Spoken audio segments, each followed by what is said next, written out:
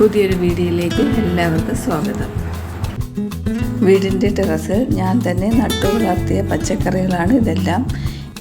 ഇതുകൊണ്ട് ഇന്നത്തെ ഉച്ച ഊണിനുള്ള കറികൾ ഉണ്ടാക്കാം. ഒരു തേങ്ങയുടെ പകുതി മിക്സിയുടെ ജാറിലിട്ട് ഒന്ന് ക്രഷ് ചെയ്തെടുത്തതാണ്. അതിലേക്ക് 3 ചെറിയ ഉള്ളിയും 4 വെളുത്തുള്ളിയും ചേർത്ത് നല്ലതുപോലെ ബ്രൗൺ നിറം ആകുന്നത് വരെ വറുത്തെടുക്കാം.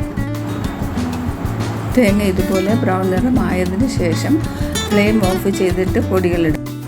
1/4 ടീസ്പൂൺ മഞ്ഞൾപ്പൊടി, 1 ടീസ്പൂൺ മുളക് പൊടി, 1/2 ടീസ്പൂൺ മല്ലിപ്പൊടി, 1/4 ടീസ്പൂൺ ജീരകം പൊടിച്ചത്, ഇത്രയും ചേർത്ത് ഒന്നുകൂടി ചൂടാക്കി മാറ്റിവെക്കാം. പടവലങ്ങ, മുരിങ്ങയ്ക്ക, കത്തിരിക്ക, പകുതി സവാള, 2 ടൊമാറ്റോ ഇത്രയും നീളത്തിൽ ഇതുപോലെ കട്ട് ചെയ്തെടുക്കണം. കത്തിരിക്കയുടെ കറ പോകുന്നതിന് വേണ്ടി അരിഞ്ഞ് 10 മിനിറ്റ് വെള്ളത്തിൽ ഇട്ട് വെച്ചതിന് ശേഷം കഴുകിയെടുക്കണം.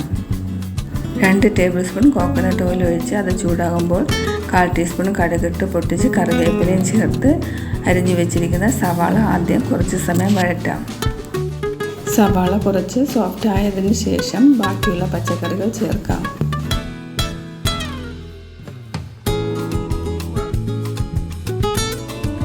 മുരിങ്ങയ്ക്കായും പടവലങ്ങയും ചേർത്ത് 2 മിനിറ്റ് കൂടി വഴറ്റാം.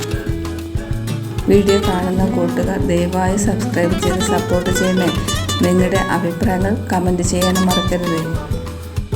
ടൊമാറ്റോയും കത്തിരിക്കയും പെട്ടെന്ന് വേവുന്നതായതുകൊണ്ട് അവസാനം ചേർത്താൽ മതി. അരിഞ്ഞു വെച്ചിരിക്കുന്ന ടൊമാറ്റോയും കത്തിരിക്കയും പച്ചമുളകും ചേർത്ത് 2 മിനിറ്റ് കൂടി വഴറ്റാം. എല്ലാ പച്ചക്കറിയും ഒരുമിച്ചിട്ടിട്ട് വേണമെങ്കിലും വഴറ്റാം. ടൊമാറ്റോയും കത്തിരിക്കയും പെട്ടെന്ന് വെന്തുടഞ്ഞു പോകും. അതുകൊണ്ടാണ് അവസാനം ചേർത്തത്. നേരത്തെ വറുത്ത് വെച്ചിരുന്ന തേങ്ങയുടെ കൂട്ട് നല്ലതുപോലെ പൊടിച്ച് ഇതിലേക്ക് ചേർക്കാം. വെള്ളം ചേർത്ത് അരയ്ക്കുന്നതിനേക്കാളും ഇങ്ങനെ ചെയ്യുന്നത് നല്ല ടേസ്റ്റാണ്. അതുകൊണ്ടാണ് ഞാൻ ഇങ്ങനെ ചെയ്യുന്നത്. കറിക്ക് ആവശ്യമായ ഉപ്പും ചെറിയ നെല്ലിക്ക വലുപ്പത്തിൽ കുറച്ച് പുളി പിഴിഞ്ഞതും ആവശ്യത്തിന് വെള്ളവും ചേർത്ത് നല്ലതുപോലെ തിളപ്പിക്കാം. കുറച്ച് കറിവേപ്പിലയും 1/4 ടീസ്പൂൺ വറുത്ത് പൊടിച്ച ഉലുവയും കൂടി ചേർക്കാം.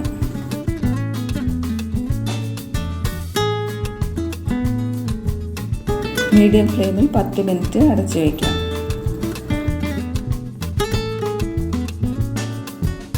തോരൻ വയ്ക്കുന്നതിന് വേണ്ടി 1 ടേബിൾ സ്പൂൺ വെളിച്ചെണ്ണ ഒഴിച്ച് ചൂടാകുമ്പോൾ 1/4 ടീസ്പൂൺ കടുകിടാം.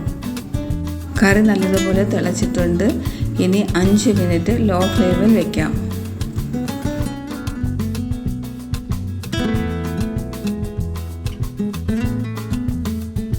കടുക് പൊട്ടിയതിന് ശേഷം സവാളയും കറിവേപ്പിലയും ചേർത്ത് നല്ലതുപോലെ വഴറ്റാം. പൊന്നാങ്കണ്ണി ചീരയാണ് തോരൻ വയ്ക്കുന്നതിന് വേണ്ടി എടുത്തിരിക്കുന്നത്. പൊന്നാങ്കണ്ണി ചീരയുടെ ഗുണങ്ങളെക്കുറിച്ച് എല്ലാവർക്കും അറിയാമായിരിക്കും അല്ലേ? സവാള കുറച്ച് സോഫ്റ്റായി കഴിയുമ്പോൾ അരിഞ്ഞു വെച്ചിരിക്കുന്ന പൊന്നാങ്കണ്ണി ചീരയും ഉപ്പും ചേർത്ത് ഒന്ന് വഴറ്റിയതിന് ശേഷം അടച്ചു വയ്ക്കാം. ലോ ഫ്ലെയിമിൽ കുക്ക് ചെയ്യണം. 2 മിനിറ്റ് കൊണ്ട് തന്നെ ചീര വെന്ത് കിട്ടും. സാധാരണ തോരത്തിന് ചേർക്കുന്ന അതേ അരപ്പ് തന്നെയാണ് ഇതിലും ചേർക്കുന്നത്. ഒരു പിടി തേങ്ങയിലേക്ക് വളരെ കുറച്ച് 1/4 ടീസ്പൂണിനും താഴെ മുളക് പൊടി, 1/4 ടീസ്പൂൺ മഞ്ഞൾപ്പൊടി, 2 ചെറിയ ഉള്ളി, 1 വെളുത്തുള്ളി, 1/4 ടീസ്പൂൺ ജീരകവും ഇത്രയും ചതച്ച് ആണ് ഇതിൽ ചേർത്തിരിക്കുന്നത്.